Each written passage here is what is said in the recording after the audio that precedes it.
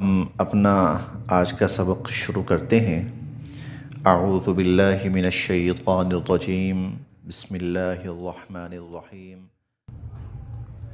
ولا اور نہ، ولا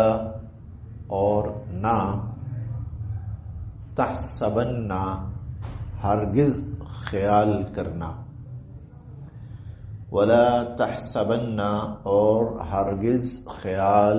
نہ کرنا، ولا تحسبن اور ہرگز خیال نہ کرنا، الذین ان کے بارے میں جو قتلوا جو قتل کیے گئے، قتلوا قتل کیے گئے، فی سبیل اللہ اللہ کی راہ میں، امواتا مردہ، جمع ہے تو مردے۔ ولا تحسبن الذین قتلوا فی سبیل اللہ امواتا، جو لوگ اللہ کی راہ میں قتل کیے گئے انہیں ہرگز مردے خیال نہ کرنا، بلکہ احیاء وہ تو زندہ ہیں،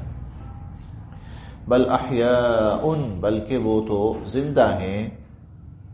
عند ربہم اور اپنے رب کے ہاں، یرزقون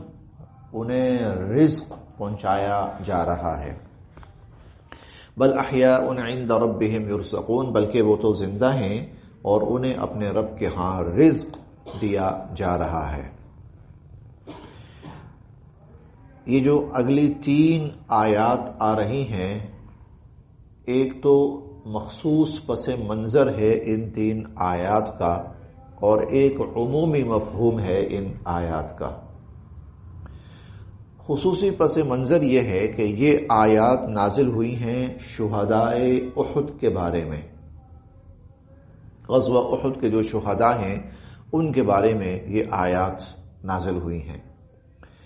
کہ جب ان کے جو متعلقین تھے وہ رسا تھے، وہ ظاہر ہے حادثہ، غم، دکھ تو بڑے پریشان رہا کرتے تھے۔ دنیا میں ان کا یہ حال تھا، جو ان کے متعلقین تھے وہ رسا تھے، اولادیں تھیں، بیوی بچے تھے، وہ بڑے پریشان رہا کرتے تھے کہ ہمارے والدین، والد، بھائی، چچا، ماموں جو بھی، کہ ان کے ساتھ ان پر بہت بڑا حادثہ آیا۔ دوسری طرف جو شہداء تھے غزوہ احد کے، یہ صحاح ستہ کی کتابوں میں یہ روایت موجود ہے کہ حضور علیہ الصلوۃ والسلام نے فرمایا کہ اللہ رب العزت نے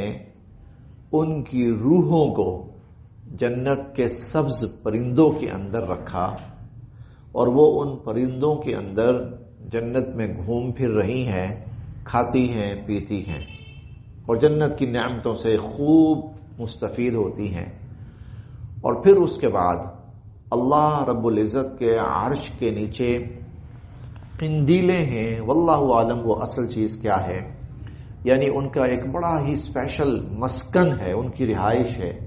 جو اللہ کے عرش کے نیچے کچھ جگہ ہیں،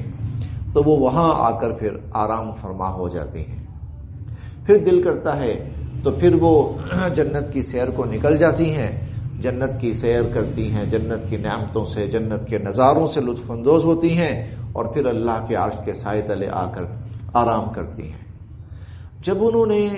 اپنے آپ کو دیکھا جنت کی نعمتوں، جنت کی راحتوں سے لطف اندوز ہوتے ہوئے، تو انہوں نے دعا کی کہ یا باری تعالی ہمارا حال اہل دنیا کو بتا دیجئے، تاکہ وہ مطمئن بھی ہو جائیں، ہمارے لیے زیادہ پریشان نہ ہوں، اور نمبر 2 کہ وہ بھی یہاں آنے کی تمنا اور کوشش اور خواہش کریں تاکہ وہ بھی یہاں آ جائیں۔ اللہ رب العزت نے ان کی جو خواہش تھی ان کو قرآن کی ان آیات میں بیان فرمایا۔ یہ تھا خصوصی پس منظر غزوہ احد کے متعلقین کی حوصلہ افزائی کے لیے اور ان کے انجام سے آگاہ کرنے کے لیے کہ وہ کس درجے کی نعمتوں کے اندر ہیں۔ اور دوسرا ہے ان آیات کا عمومی مفہوم، اور عمومی مفہوم یہ ہے کہ کہ جو شخص اللہ کی راہ میں جہاد کرتا ہوا شہید ہوتا ہے تو اللہ رب العزت اسے بہت ہی بڑے انعامات سے نوازتے ہیں، بہت ہی بڑے اعزازات سے سرفراز فرماتے ہیں۔ ان انعامات میں سے ایک انعام یہ ہے، جو آدمی بھی روح نکل جائے، جس کی بھی روح نکل جائے تو اسے میت کہا جاتا ہے۔ عربی کی اصطلاح میں میت کہتے ہیں، اردو کے اندر بھی میت کا لفظ استعمال ہوتا ہے اور مردہ کا لفظ بھی استعمال ہوتا ہے، لیکن شہید وہ واحد انسان ہے اگرچہ اس کی روح نکل چکی ہے اور بظاہراً طبی نقطۂ نظر سے وہ مر چکا ہے، وہ میت ہے، وہ مردہ ہے، لیکن اللہ تعالیٰ اس کا عجیب اعزاز فرماتے ہیں اور فرماتے ہیں کہ اس کو ان مردوں کی طرح مردہ نہ کہو۔ وہ بظاہر یہ بھی ویسا ہی ہے، بظاہر اس کے اندر روح نہیں ہے، اس کا وجود حرکت نہیں کر رہا، بظاہر یہ بھی ویسا ہی ہے، بظاہر اس کے جو رشتے ناتے ہیں وہ اب ختم ہو گئے ہیں، اب اس کی جو بیوی ہے وہ بیوہ ہو گئی ہے، بچے چھوٹے ہیں تو وہ یتیم ہو گئے ہیں، بظاہر ایسا ہی ہے، لیکن چونکہ اس نے اللہ رب العزت کی رضا کے لیے، اللہ کے دین کے غلبے کے لیے اتنی بڑی قربانی پیش کی ہے کہ جان تک قربان کر دی ہے، تو وہ جو باقی لوگ طبعی طور پر حادثات میں یا کسی بھی شکل میں دنیا سے جاتے ہیں ان کو میت کہا جاتا ہے، اس کو میت نہ کہو۔ یہ پہلا اللہ رب العزت نے اس کے لیے جو دنیا سے جاتا ہے، شہید ہوتا ہے، اس کو اللہ رب العزت نے پہلا انعام یہ دیا، اسے ان سے نمایاں کر دیا، ان سے الگ کر دیا۔ گو ظاہری اعتبار سے دونوں ایک جیسے ہیں، اس کا وجود بھی بے جان ہے اور اس کا وجود بھی بے جان ہے، اس کی روح بھی نکل گئی ہے، اس کی روح بھی نکل گئی ہے، لیکن اللہ تعالیٰ چاہتے ہیں کہ اس کو میں الگ مقام دوں، الگ حیثیت دوں، الگ مرتبہ دوں، اس لیے کہا کہ ان کو میت کہو، مردہ کہو، لیکن اس کو میت نہ کہو، اس کو زندہ کہو۔ ایک تو اعزاز اور انعام یہ ہے، پھر تھوڑا سا اس کو مختلف رکھا باقی مرنے والوں سے، اور وہ اس طرح، اس کے بارے میں یہ ہے کہ اگر اس کے وجود کے اوپر خون وغیرہ لگا ہوا ہے جس میں یہ شہید ہوا ہے تو اس کے خون کو صاف نہ کرو، اس کے وجود کو غسل نہیں دینا، حالانکہ میت کو غسل دیا جاتا ہے، اس کو غسل نہ دو تاکہ اس کے وجود کے اوپر جو خون لگا ہوا ہے وہ اسی حالت میں رہے اور یہ قیامت والے دن بھی جب اٹھے تو اسی حالت میں اٹھے، خون آلود اٹھے، یعنی اس کا اللہ کی راہ میں جو خون بہا ہے اللہ نے اس خون کو بھی مبارک اور محترم کر دیا۔ اور پھر یہ کہ جس طرح بقیہ جو مرنے والے ہوتے ہیں ان کو کفن پہنایا جاتا ہے اور اس کے اندر کفن کے اندر ان کو لپیٹ دیا جاتا ہے، تو میت کے بارے میں، شہید کے بارے میں یہ ہے کہ اس کو اس طرح کفن نہ پہناؤ، بلکہ اس کو اسی طرح جن کپڑوں کے اندر، گویا کہ جس لباس میں شہید ہوا ہے اسی لباس کے اندر، اور جس خون کے بہتے ہوئے شہید ہوا ہے اسی خون کے ساتھ اس کو اللہ کے حوالے کر، یہ اللہ کی طرف جائے اسی کنڈیشن اور اس کیفیت کے اندر۔ تو فرمایا وَلَا تَحْسَبَنَّ الَّذِينَ، سوچنا بھی نہیں ہے، سوچنا بھی نہیں ہے ان لوگوں کے بارے میں جو اللہ کی راہ میں شہید کر دیے گئے، امواتا، کہ وہ میت ہیں، مردہ ہیں، نہیں، بل احیاء، بلکہ زندہ ہیں۔ یہاں آپ کو یاد ہوگا ہم نے سورہ البقرہ میں دوسرے پارے میں اور اس کے تیسرے رکوع میں اسی سے ملتی جلتی آیت پڑھی تھی، اور وہ آیت یہ تھی وَلَا تَقُولُوا لِمَنْ يُقْتَلُ فِي سَبِيلِ اللَّهِ أَمْوَاتٌ بَلْ أَحْيَاءٌ، جو لوگ اللہ کی راہ میں قتل کیے جائیں، شہید کر دیے جائیں، ان کو مردہ نہ کہو بلکہ زندہ ہیں۔ اگلا لفظ تھا وَلَكِنْ لَا تَشْعُرُونَ، یا اللہ آپ کہہ رہے ہیں زندہ ہیں، زندگی ہے ہی نہیں اس کے اندر، تو مر گیا، اس کے اندر سے تو روح نکل گئی ہے، یہ تو بے جان ہے، وہ جس کو لاشا کہا جاتا ہے، یہ تو لاش ہے، لاش پڑی ہے، تو آپ کہہ رہے ہیں کہ ان کو مردہ نہ کہو، زندہ ہیں، تو کیسے؟ تو اگلا جملہ یہ تھا وَلَكِنْ لَا تَشْعُرُونَ، ابھی تمہاری عقل اتنی نہیں ہے کہ تم اتنی بڑی حقیقت کو سمجھ سکو، تمہاری عقل اتنی نہیں ہے، تمہارا شعور اتنا نہیں ہے، تمہاری ذہنی پرواز اتنی نہیں ہے کہ تم اس حقیقت کو سمجھ سکو، بس اللہ نے کہہ دیا ہے نا کہ نہ کہو تو نہ کہو. اور وہاں کہا تھا نہ کہو، یہاں ہے ولا تحسبن، سوچو بھی نہیں کہ یہ مردہ ہیں، یعنی گمان اور سوچ کے اندر بھی ان کو مردہ نہ سمجھو، بلکہ ان کو زندہ سمجھو. یہ اللہ رب العزت کی طرف سے شہید کو ملنے والا پہلا احساس ہے. اگلا جملہ یہ ہے کہ عند ربہم یرزقون، ان کو رزق دیا جاتا ہے. یہ کسی حد تک آپ کہہ سکتے ہیں کہ وہ جو اللہ نے کہا ہے نا کہ زندہ ہیں، تو اس زندہ کے لیے اللہ رب العزت نے ایک اور اعزاز دیا ہے کہ رزق جو ہے یوں سمجھے زندہ آدمی کھاتا پیتا ہے، میت تو نہیں کھاتی پیتی نا، مردہ تو نہیں کھاتا پیتا، لیکن اللہ فرماتے ہیں یہ وہ زندہ ہیں کہ جب یہ یہاں سے جاتے ہیں اللہ رب العزت بے شک قبروں کے اندر ہی ان کے لیے کھانے پینے کا اہتمام فرماتے ہیں. بس رزق ہے، رزق تو اللہ پاک ان کے لیے وہاں پر بھی رزق کا اہتمام فرماتے ہیں. یہ ان کے لیے ایک اور عظمت ہے، فضیلت ہے.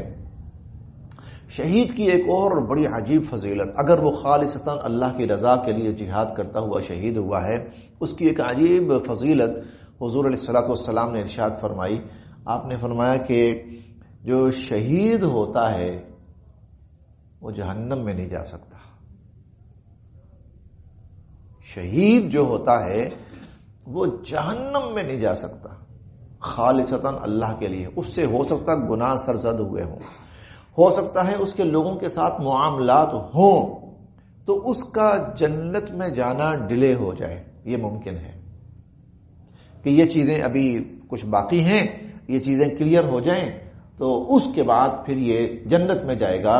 تو جنت میں جانا ہو سکتا ہے اس کا ڈیلے ہو جائے، لیکن وہ اتنا بڑا مرتبہ پا چکا ہے کہ اب وہ جہنم میں نہیں جا سکتا، وہ جہنم میں نہیں جا سکتا. بہرحال کچھ ایسے معاملات ہیں جو اس کو جنت سے کچھ دیر کے لیے محروم کر دیتے ہیں. جہنم میں نہیں جائے گا لیکن مقام اعراف کے اندر اس کو رکھا جائے گا. جیسے ایک حدیث مبارکہ ہے، وہ تھوڑا سا دھیان سے سماعت فرما لیجیے. آج کل ہم خصوصاً اہل پاکستان جو ہیں اس حوالے سے تھوڑی سی بے فکری میں مبتلا ہیں. حضور علیہ الصلوۃ والسلام نا مسجد نبوی کے صحن میں بیٹھے ہوئے تھے. تو مسجد نبوی کے صحن میں آپ تشریف فرما تھے، صحابہ کرام بھی تھے. آپ نے نا فرفع رأسہ الی السماء، آسمان کی طرف یوں اپنا چہرہ مبارک اٹھایا، اور اس کے بعد نا آپ جیسے کپ کپاتا ہے نا آدمی، آپ کا وجود کپ کپایا تھوڑا سا. آپ نے اپنی نا شانی پہ یوں ہاتھ رکھا. ما نزل من التشدید، ما نزل من التشدید، اللہ اکبر، سبحان اللہ سبحان اللہ، ما نزل من التشدید، سبحان اللہ. کتنا سخت حکم نازل ہوا، کتنا سخت حکم نازل ہوا. تو جو صحابی یہ واقعہ روایت کرتے ہیں وہ کہتے ہیں کہ ہم تو ڈر گئے، پتہ نہیں کیا ہونے والا ہے. ہمت نہیں ہوئی کہ پوچھیں اللہ کے نبی کیا ہوا ہے. چلے گئے اپنے گھروں کو، لیکن یہ تھا کہ ابھی کچھ ہوا، کہ ابھی کچھ ہوا، ابھی کچھ ہوا، ابھی کچھ ہوا. کہتے ہیں رات خیریت سے گزر گئی تو تھوڑا سا سکون ہوا، کچھ نہیں ہوا. کہتے ہیں کہ میں حضور علیہ الصلوۃ والسلام کی خدمت میں حاضر ہوا اور پھر میں نے پوچھا کہ اللہ کے نبی ما تشدید الذی نزل، وہ جو آپ کل فرما رہے تھے کتنا سخت حکم، کتنا سخت حکم، تو وہ کیا معاملہ تھا، وہ کیا حکم تھا؟ تو حضور علیہ الصلوۃ والسلام نے فرمایا کہ وہ قرض کے بارے میں تھا. اور وہ یہ تھا کہ شہید اگر تین دفعہ بھی شہادت کا مرتبہ پالے، ایک نہیں دو نہیں 3 مرتبہ بھی شہادت کا مرتبہ پالے، اور اس کے ذمہ کچھ قرض تھا جس کی ادائیگی نہیں ہو پائی، تو جب تک قرض کی یہ ادائیگی نہیں ہو پائے گی یا اس کی کوئی نہ کوئی شکل نہیں بن جائے گی، وہ جنت میں داخل نہیں ہو سکتا، وہ جنت میں داخل نہیں ہو سکتا. اس سے آپ اندازہ لگائیے کہ قرض کا معاملہ، انسانی لین دین کا معاملہ، حقوق العباد کا معاملہ وہ کتنی اہمیت کا حامل ہے. لیکن اگر وہ شہید ہے تو بے شک اس کا جنت میں جانا روک دیا گیا، لیکن وہ جہنم میں نہیں جا سکتا. یہ شہید کا ایک اعزاز ہے. اسی لیے آپ احادیث مبارکہ میں پڑھتے ہیں کئی واقعات اور حضور علیہ الصلوۃ والسلام کے کئی فرامین، مثلا واقعات صحابہ کرام کو بڑی خواہش ہوتی تھی شہادت کی. وہ کہتے تھے مرنا ہے تو شہادت کی موت، وہ کہتے تھے مرنا وہ دعائیں مانگتے تھے، وہ دعائیں مانگتے تھے شہادت کی. اور کئی واقعات صحابہ کرام کے ایسے ہیں کہ جس کو تیر لگا یا تلوار لگی اور ان کو لگا کہ یہ اتنا گہرا وار ہے کہ میں نہیں بچ سکوں گا، یعنی موت سامنے نظر آئی اور موت بھی شہادت کی، تو ان کے منہ سے ایک عجیب جملہ نکلا، اور وہ تھا فزت ورب الکعبہ، رب کعبہ کی قسم میں کامیاب ہو گیا. بڑی عجیب بات ہے. ابھی زندگی میں ہے، ابھی جان ہے، زبان ابھی بول رہی ہے، آنکھیں دیکھ رہی ہیں، لیکن وہ جب انسان مرنے لگتا ہے نا تو اس کو اس کا آخری انجام اور مقام دکھا دیا جاتا ہے کہ تیرا یہ مقام ہے. اب اس کو شہادت مل رہی ہے تو شہادت کے ساتھ ہی اس کو جنت دکھائی جا رہی ہے، تو اس کی زبان سے نکلتا ہے فزت ورب الکعبہ، رب کعبہ کی قسم میں تو کامیاب ہو گیا. تو شہید جو ہے، شہادت کی موت بہت بڑی موت ہے، بڑی عظیم موت ہے. اس لیے حضور علیہ الصلوۃ والسلام نے بھی یہ تمنا فرمائی تھی، میری بڑی شدید خواہش ہے میں شہید کیا جاؤں، پھر زندہ کیا جاؤں، پھر شہید کیا جاؤں، پھر زندہ کیا جاؤں، پھر شہید کیا جاؤں. یہ خواہش تھی. اور حضور علیہ الصلوۃ والسلام کا فرمان مبارک ہے، جس شخص کے دل میں شہادت کی تمنا نہ پیدا ہوئی، شہادت کی آرزو اور تمنا پیدا نہ ہوئی، وہ منافقت کی موت مرتا ہے. آرزو اور تمنا بھی پیدا نہ ہوئی تو وہ منافقت کی موت مرتا ہے. ولا تحسبن، اور سوچنا بھی نہیں ہے، الذین، ان لوگوں کے بارے میں، قتلوا فی سبیل اللہ، جو اللہ کی راہ میں قتل کیے گئے، امواتا، سوچنا بھی نہیں ہے کہ وہ مردے ہیں، بل احیاء، بلکہ وہ زندہ ہیں، عند ربہم، اور اپنے رب کے ہاں، یرزقون، رزق پا رہے ہیں. آسان لفظوں میں سمجھنے کے لیے کھا پی رہے ہیں، وہ جنت کی نعمتوں سے لطف اندوز ہو رہے ہیں. فرحین، اور بڑے خوش ہیں، فرحین، بڑے خوش ہیں، بما، اس پر جو، آتاہم، ان کو عطا کیا ہوا ہے، اللہ نے، من فضلہ، اپنے فضل سے. فرحین بما آتاہم اللہ من فضلہ، اللہ نے ان کو جو اپنے فضل سے عطا کیا ہے وہ اس پر بڑے خوش ہیں. وَيَسْتَبْشِرُونَ، اور وہ خوش ہیں، بالذین، ان کے بارے میں، بالذین، ان کے بارے میں، لم یلحقوا، جو نہیں ملے ابھی، بہم، ان سے، جو ابھی ان سے نہیں ملے، من خلفہم، اور ان کے پیچھے ہیں، یعنی دنیا میں جو ابھی دنیا میں ہیں، ابھی دنیا عبور کر کے آخرت میں ان سے نہیں ملے، ابھی ان کے پیچھے ہیں، وہ ان کے بارے میں بھی خوش ہیں. کس بات پر؟ کہ اگر یہ لوگ بھی اسی طرح ایمان پر قائم رہے اور اسی طرح اللہ کی راہ میں لڑتے ہوئے شہید ہوئے تو اللہ خوف، کوئی ڈر نہیں ہوگا، علیہم، ان پر، اللہ خوف علیہم، ان پر کوئی ڈر، کوئی خوف نہیں ہوگا، ولا ہم، اور نہ ہی وہ، یحزنون، کبھی غمگین ہوں گے. نہ کوئی ڈر ہوگا، نہ کوئی خوف ہوگا، اور نہ وہ غمگین ہوں گے. گویا دوسرے لفظوں میں وہ اس بات کی تمنا کر رہے ہیں کہ یہ لوگ بھی ہماری طرح شہید ہو کر جنت میں پہنچیں اور ان کو پتہ لگے کہ اللہ نے آگے کیا کچھ رکھا ہوا ہے. یہ بات مختلف مواقع پہ ہوئی ہے کہ جو دنیا سے چلا جاتا ہے وہ کبھی بھی واپس آنا نہیں چاہتا، لیکن یہاں اللہ اگلی بات ارشاد فرما رہے ہیں، واپس آنا تو دور کی بات ہے، وہ تو کہتا ہے بھائی تم کہاں پھنسے ہوئے، تم بھی ادھر آؤ، جنت دیکھو، جنت کی نعمتیں دیکھو، جنت کے نظارے دیکھو. تو یستبشرون، ویستبشرون، اور وہ خوش ہیں، بالذین، ان کے بارے میں، لم یلحقوا بہم من خلفہم، جو ان کے پیچھے ہیں اور ابھی ان سے نہیں ملے، کہ اگر یہ لوگ بھی اسی طرح ایمان پر قائم رہے اور یہ لوگ بھی اگر شہادت سے ہمکنار ہوئے اور یہاں پر آئے تو اللہ خوف علیہم، تو پھر ان پر بھی کوئی ڈر نہیں ہوگا، ولا ہم یحزنون، اور نہ ہی یہ لوگ غمگین ہوں گے. یستبشرون، اور وہ خوشیاں منا رہے ہیں، بنعمت من اللہ، اللہ کی نعمتوں سے، وہ خوش ہو رہے ہیں اللہ کی نعمتوں سے، یا وہ خوشیاں منا رہے ہیں اللہ کی نعمتوں پر، وفضل، اور اللہ کے فضل پر، اللہ کی نعمتوں اور اللہ کے فضل پر وہ خوش ہو رہے ہیں، خوش ہیں، خوشیاں منا رہے ہیں۔ وَأَنَّ، اور بے شک اللہ، اللہ لا یضیع، نہیں ضائع فرماتے، اجر المؤمنین، ایمان والوں کے اجر کو۔ وَأَنَّ اللَّهَ لَا يُضِيعُ أَجْرَ الْمُؤْمِنِينَ، اور اللہ تعالیٰ ایمان والوں کے اجر کو ضائع نہیں فرماتے۔ اور خاص طور پر ان آیات کا تذکرہ یہاں پر اس لیے بھی ہے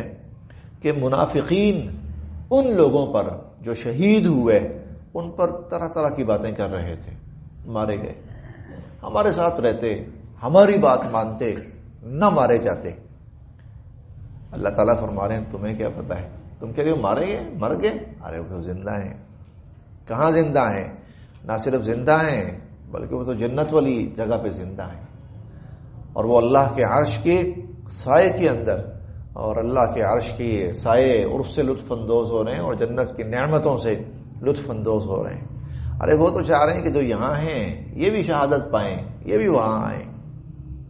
تم ان پر افسوس کر رہے ہو، یا تم ان کے اوپر باتیں کر رہے ہو، یا ان پر بھکتیاں کس رہے ہو، نہیں مانی ہماری بات، نا مارے گئے نا، ارے مارے نہیں گئے، زندہ تو وہ ہیں،